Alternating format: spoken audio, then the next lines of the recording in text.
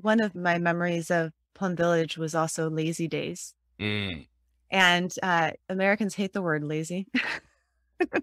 We right. have this reaction to lazy, what, but the lazy day was the Sunday where we didn't work and Hmm. we enjoyed just being with each Right. other. And Yeah. I've been thinking about that in terms of all of us, everyone traumatized, Hmm. as you write in your book, and also the need for effort Hmm. and also the need for lazy days. And I'm wondering how you practice that in your own life in terms of Okay. you put out a tremendous amount of work Hmm.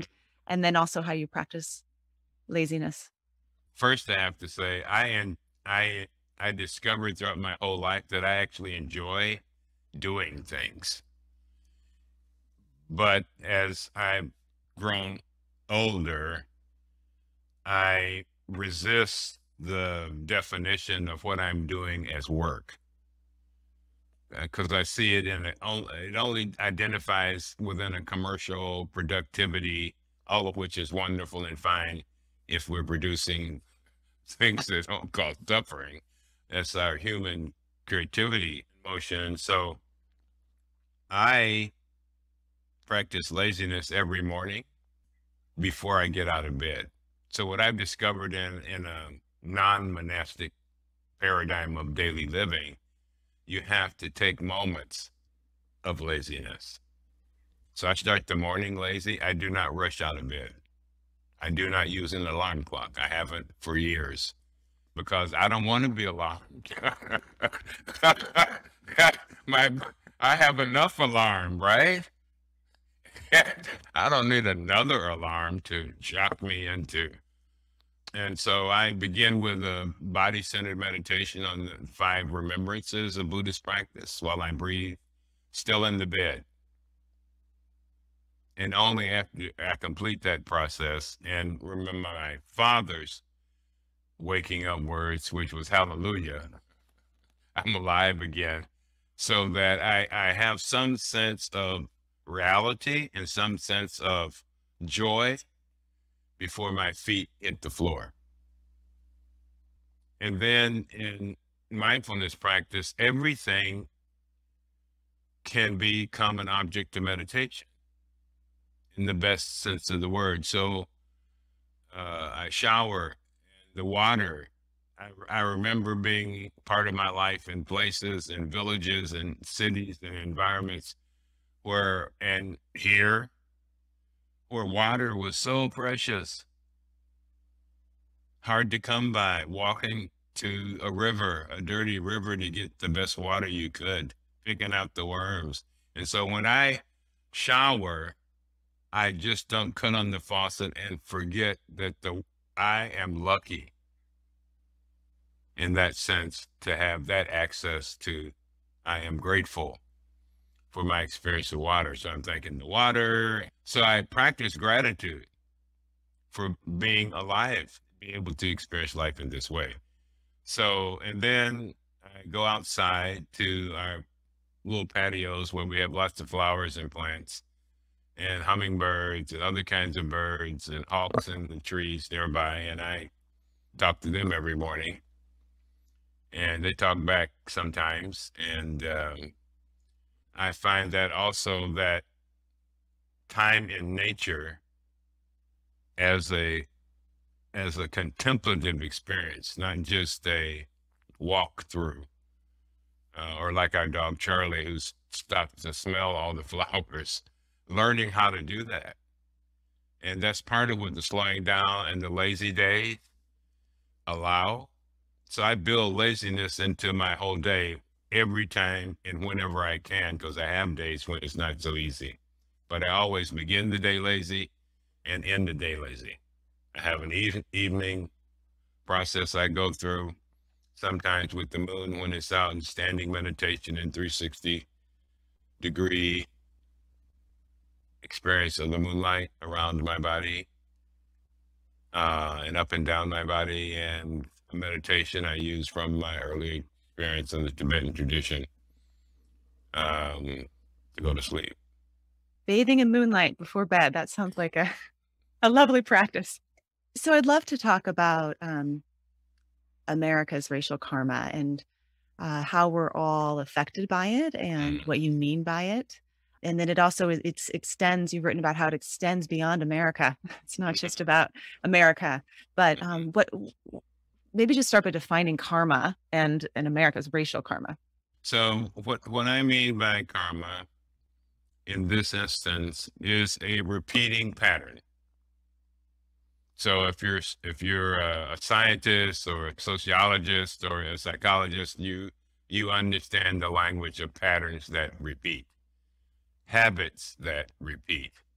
And so what I mean by karma in this book is habits at the collective level of our consciousness, at the level of our shared psyche, which has been traumatized by our history.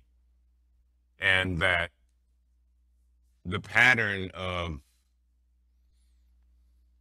devaluing human being status based on skin tone is a human invention,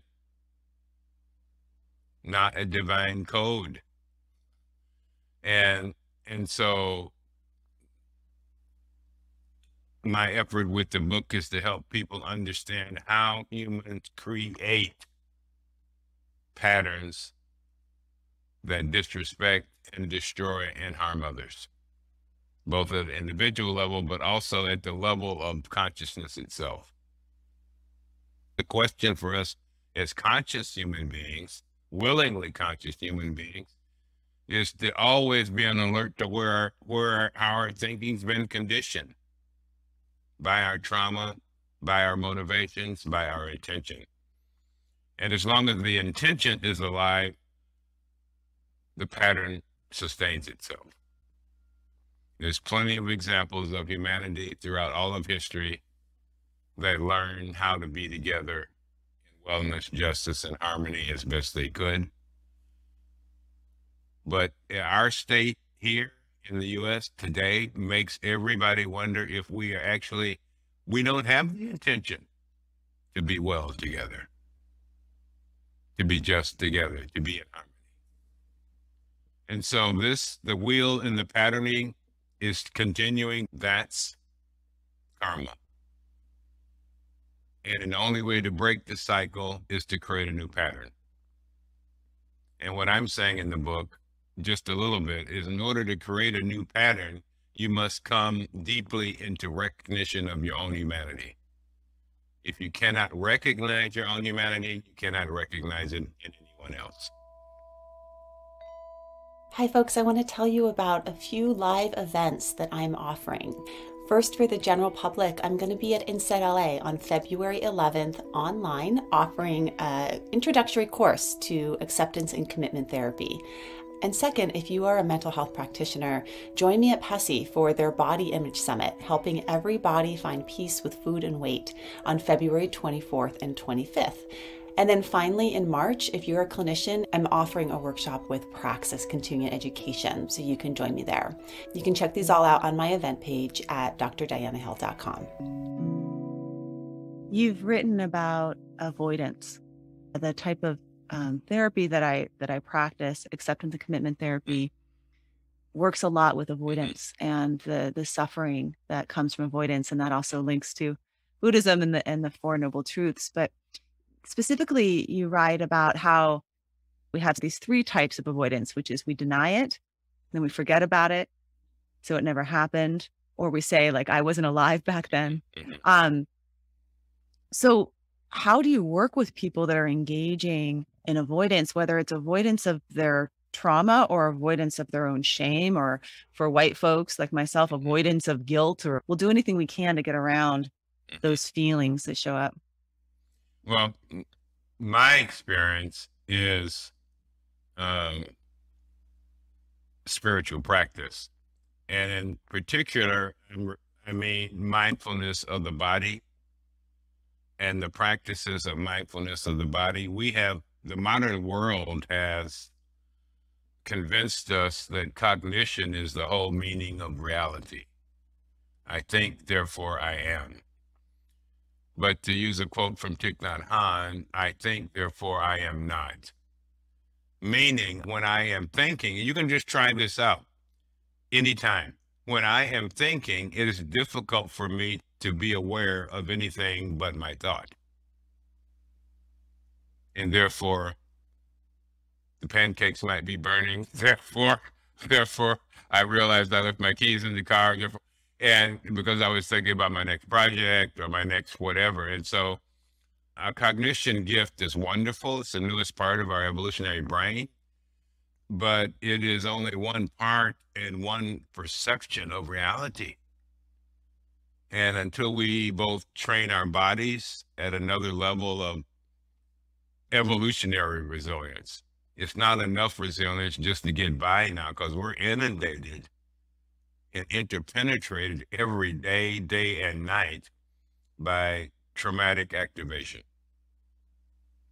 And so learning how to journey through our grief with respect and honor and release is part of the work we need to do. I do meditations every day to help me recognize my sense of safety in myself, my sense of welcoming myself in the world, and my sense of trust, so that I can recognize and cultivate safety with you, welcoming with you, trust with you. But we have such a long way to go because our trauma stands in between crossing that bridge. Even in this moment, you being a Black man and me being a white woman. Like Yeah. our trauma. Right. Yes. And crossing that bridge. Yeah. We're crossing that bridge. And Yeah. for me, that bridge is there to be crossed. Mhm. And our future depends on it. Because the other reason I wrote the book, I'm fully aware of other people's suffering around the world, historically and geographically. But one of the reasons I wanted to highlight the African-American experience, quote unquote, the Black experience, is because Black people and Jews were the first people to experience laws actually created on the books that discriminated against them in 15th century Spain.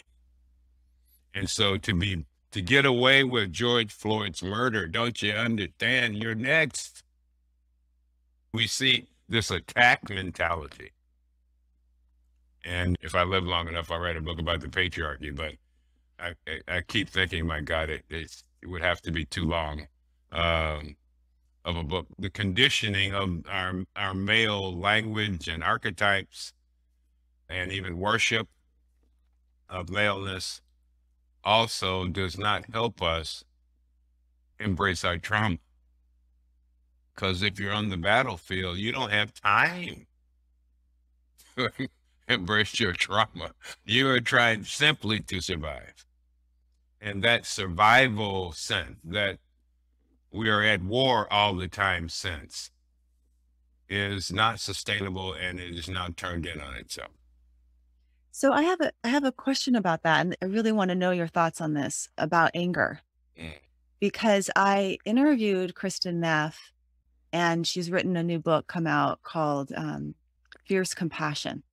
And so and a lot of it is about anger and the balance of, and really sort of the using like Durga and Kali as examples of like these mother goddesses that are both like hold the energy of protector warrior with also the tender mother and the balance of that. And so then I picked up Thich Nhat Hanh's book to read about anger, because I'm like, what does he have to say about anger? Because in some ways, anger is what burns stuff down. Anger is stuff that is something that is so harmful, right? And also anger can be the thing that can protect, can be that mother bear energy to protect. How do you work with anger? Well, the first way I work with it is separating anger from morality. First, anger is a biological response, irregardless of what you're thinking. It's your body's information talking to you, screaming to you, getting your attention. And then what you do with that anger then moves into ethics. But anger itself is a legitimate, genuine, and precious source of information about our human experience in the present moment. And therefore, Otherwise we wouldn't be gifted with this through our evolutionary wiring. This is important. Now, learning how to process our anger, it's just energy, biological energy, to learn how to recognize when the anger is rising. Thanks to many years of practice, I can actually feel my anger, which I don't feel much anymore. I mostly feel grief now. Yeah. Yeah. That's often and, what's under the anger, right? It's, yeah, it's the right. deep grief. That's, Yeah. yeah. But Yeah. in the process of learning how to hold it, respect it, recognize it, honor it, is the same, so that I arrive at a kind of equanimity with my anger, where I keep my information and direct the energy of it toward wholesome action. Nice. Anger is the information, and then what you do with it, the action, is the karmic. Yeah. So if you cycle look at you anger create. as both as energy, then you can transmute it into some other energy as well. And yes, that's kind of how I work with it in myself. I don't suppress, I don't shut down. While I was working on America's racial karma, every day I said to my wife, I didn't know I had so many tears. That's a literal statement. To me, a nation created in trauma that doesn't deal with its trauma cannot escape its trauma. This is what we're seeing now. In the pandemic, oh, what a teacher. If we understood it as a teacher, not simply as an enemy, that we are on one planet. And we're here together. Yeah. And that exists in your own household. You mentioned at the beginning how your house was firebombed because you're in an interracial marriage. And I was telling you that whenever my parents talk about you, they talk about you like peanut butter and jelly. Peggy and Larry. Yeah. Peggy and Larry. You and your wife have founded the Lotus Foundation. And in your description of the Lotus Institute, you write that this work of learning to stabilize and restore the nervous system in a time of systemic collapse, while focusing on building better ways of loving and caring for each other, is the most important work we can do. If we don't, there won't be a world for us to do anything in. What is your hope for the work that you're doing with Peggy and moving forward?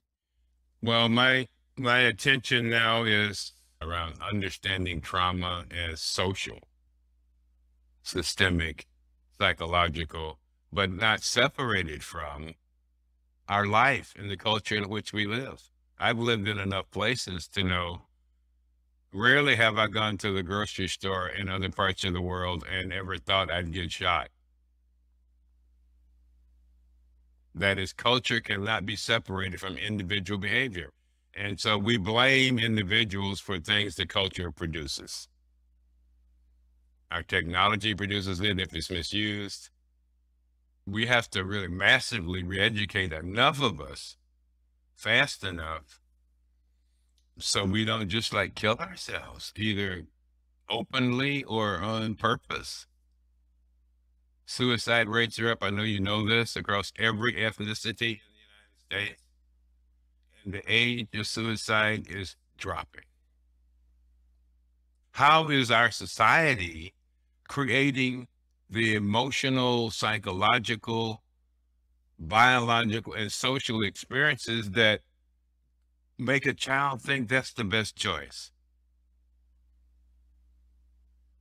Not mentioning the weapons they got to do it, but anyway. And so this denial for me is so deep and so wide, but enough of us are waking up to our denial. For me, as a white woman, my awareness of whiteness kind of shows up every once in a while, right? Yeah. And I live in a community where, you know, I can choose to be aware of my whiteness or not. Correct. And so I think that for me, the work is the thickness of that denial. Like, there's some effort Yeah, and I like your language of effort, because it would be an error for any of us to think that we don't all have to work with our trauma. This is not simply a white people's problem. It is a shared problem. This is, again, because we don't see ourselves as a whole cloth. We see ourselves as pieces, and we are pieces, but we are pieces of a whole cloth. And so trauma in San Francisco is also trauma in New York. We have to really re-understand the nature of reality, because it all interpenetrates. Our childhood interpenetrates with our adulthood. Our genetic dispositions interpenetrate with our lived moments of life. And so our society is interpenetrating. And again, this is a great teaching in Buddhism and an insight, interpenetrating nature reality. We're a culture oriented around events and stories about events, which is fine, but we are not very skillful or very wise at recognizing what led to the event. This is about introspection skills.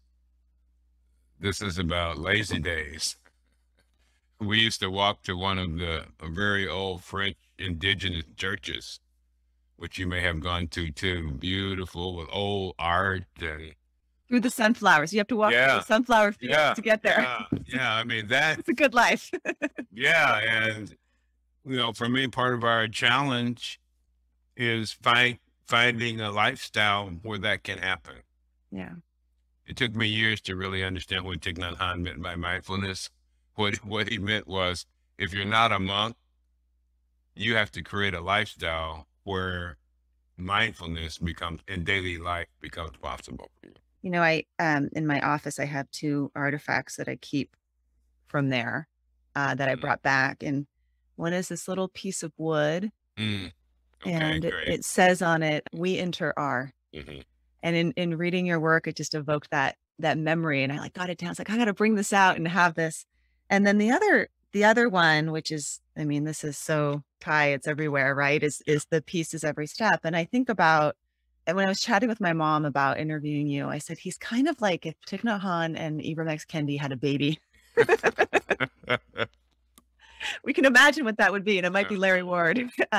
Because you have the peacefulness and the interbeing, right? That wisdom of Thich Nhat Hanh, and then you also have the committed action, clarity, the determination of Ibram X. Kendi, right? And so I just appreciate you and your teachings, and I would recommend folks that want to learn more about you to go to the Lotus Foundation. And I'm also curious if you have some recommendations of folks that want to learn from you, listen to Dharma talks, or maybe participate in some coursework. Sure. Anyone who's interested can go to the lotusinstitute.org. So we are using this time to reimagine our future. And I'm trying to help create is a narrative beyond wound. We need to step into our sacred imagination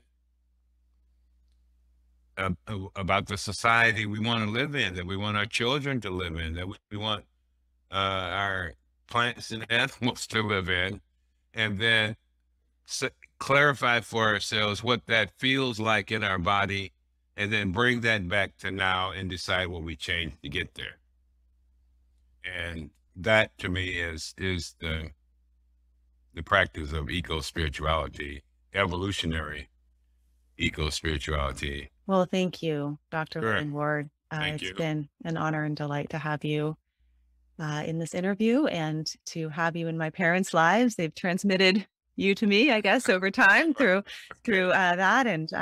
And I really appreciate the work that you're doing in this world for eco-spirituality and, what was it, creative, what was the word that you said there at the end? Sacred imagination. Sacred imagination, for eco-spirituality and sacred imagination. Those 2 words, those 2 terms. Thank you.